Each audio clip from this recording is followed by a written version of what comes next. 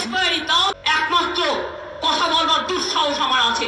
তার কারণ আমি ওদের বন্দুক টন্দুকে ভয় টয় পাই না। আমি সারা জীবন অনেক লড়াই করেছি।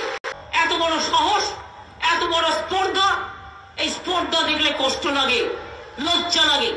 আমার লজ্জা লাগে।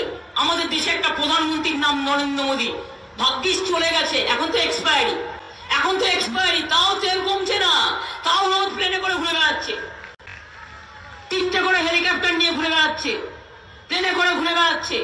এক্সপায়ারি প্রাইম মিনিস্টার, না আছে লজ্জা, না আছে ঘৃণা, না আছে ভয়। সব কুকর্মগুলো করেছে।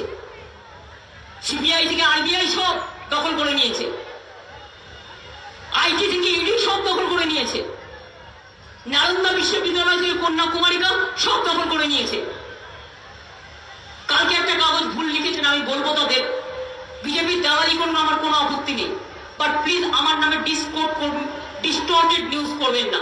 আমি কখনো বলিনি সংঘ বেলুর দখল করেছে, বলেছি আশাবন্ত তোমরা ছিল মিটিংয়ে। আমি কি বলেছি, বেলুরের লোকেরাও জানে, ওরা বলতে পারবে না, কন্যাকুমারিকা আরএসএস এর লোকেরা ওদের সবাইকে সরিয়ে দিয়েছে, বেলুন দখল করে নিয়েছে। আমি কথা বলিনি। এই নিউজটা আজকে এই সময় 4 লাইন করে করেছে, ভুল নিউজ। বিজেপিকে সাপোর্ট করুন দালালি করে টাকা নিয়ে, আমার কোনো যায় আসে না, এটা আপনার স্বাধীনতা। আমি জানি কোন চ্যানেল কি করে, কোন কাগজ কি করে, এটা আমি বলবো না, কিন্তু আমার নামে মিথ্যে কথা বলবেন না দয়া করে। আমি যেটা বলি সেটা বলবার সাহস আমার আছে। আর নরেন্দ্র মোদীকে একমাত্র কথা বলবার দুঃসাহস আমার আছে। তার কারণ আমি ওদের বন্দুক টন্দুকে ভয় টয় পাই না। আমি সারা জীবন অনেক লড়াই করেছি।